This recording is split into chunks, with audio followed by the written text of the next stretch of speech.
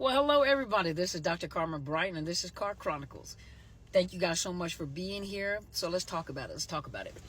I talk about complex PTSD and PTSD all the time. Complex PTSD originates from childhood trauma.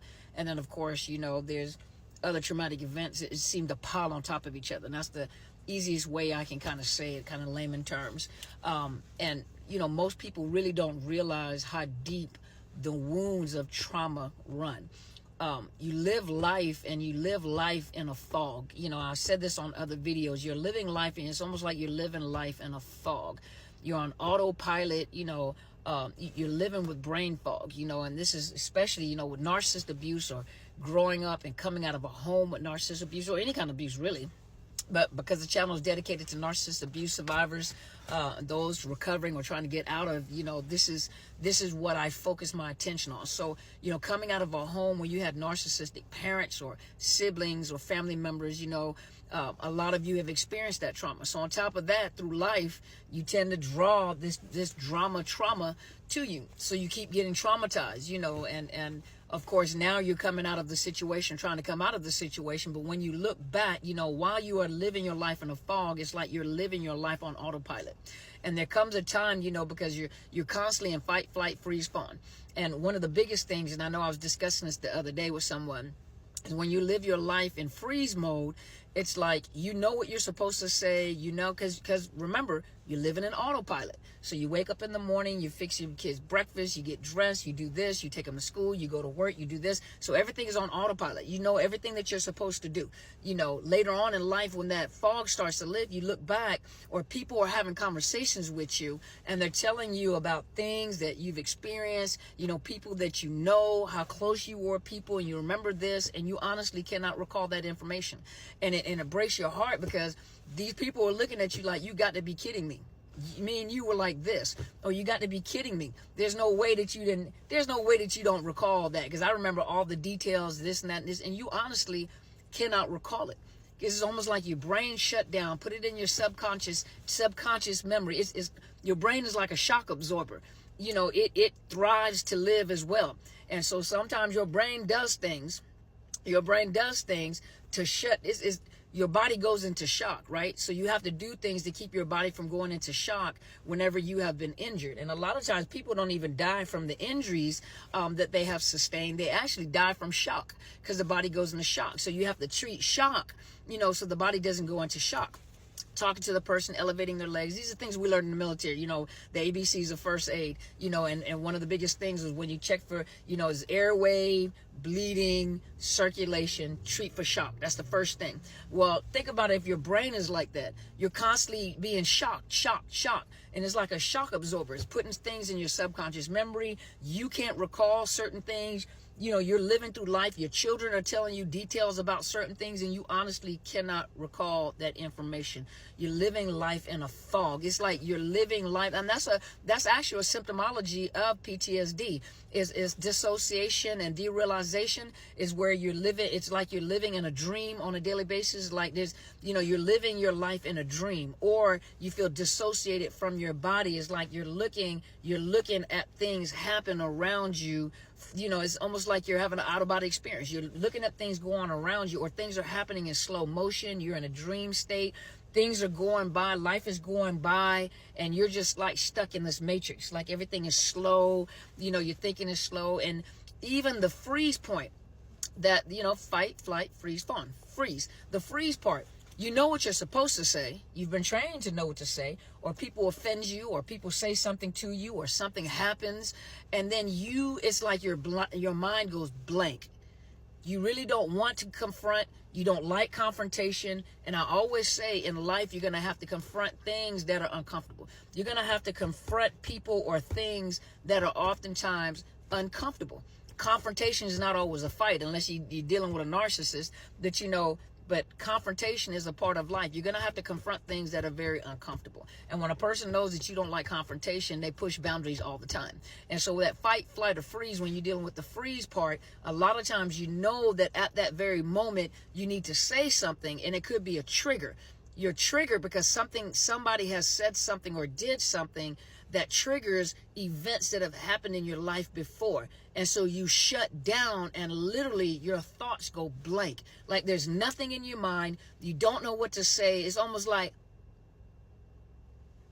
I don't know what to say. There's nothing coming out. My mind is blank. There are no words. There are no thoughts. Everything is gone. Everything just disappeared. And then either a few hours or maybe a few days later, you go back and then all of a sudden you're ruminating. I should have said this. I knew I was supposed to say this. I could have confronted. And then it's too late to confront people because it's already happened. So you have to plan it. And now it's almost like you're hyper focused. Like I'm waiting for you to say something. I'm waiting for you to say something. And then by the time you say something, everything else piles out. And furthermore, in 1852, and also, so everything floods out. But your mind actually, you just freeze. And 2-3 days later, now you feel bad because I should have said, and if I would have said, now you walk around angry. Now you want to fight, but I don't want to normalize it, meaning this is normal, because it's an abnormal situation that has happened due to trauma. But to normalize it, meaning that this is a normal reaction or a response to the freeze mode, when you freeze. And so I don't want you thinking that you're crazy, because you're not crazy. This is just an area that needs to be worked with. This is an area that needs to be recovered from. This is an area, you have to ask, why am I so afraid? Because that freeze response, meaning that, I'm stalled, I'm afraid. What am I afraid of? You have to start confronting, what am I afraid of? Because one thing we know for sure is that a narcissist is going to bully. A narcissist uses fear tactic to get control. Fear tactic. And what are your deepest fears? You may fear being rejected. You may fear being abandoned. You may fear being assaulted, or your kids being abused. You may fear your pets being abused. You may fear losing what you have. You may fear losing money. You may not be able to eat, and some of you, listen, and I know some of you may be mad when I say this. Some of you are living a life of luxury, right? Some of you have everything that we've always wanted. You may have the house, the condo, the car, the money, the clothes, everything it's a status quo. When a narcissist knows that you're living on a status quo, or a narcissist knows that it's all about the appearances, because you're dealing with narcissists that are also somatic. They're all about appearances too. So sometimes you become the trophy wife or the trophy husband because you add to their image. It's not that they care about you. It's not that they love you. You may feel that way, but you're the trophy wife or the trophy husband. So you just add to them. You are an adage, if that's the correct word. You are an addition to, there you go. You are an addition to them. You are an extension of them because you make them look good. It's not about you and the fact that you're beautiful, you have a kind heart, you have this and that, this. No. Especially those of you that have a somatic narcissist, it's really dependent on how people see them. And if you're, they have a type. And the reason why they have a type is because they have a reputation. They have an ego. They have to be seen a certain way by people. And so you have become that certain trophy. You have become that hood ornament on the car that gives them a certain status, And so if you're into materialistic things and just like they are, it makes them look good because I did this for you. I bought this for you. I did this for her, or I did this for him.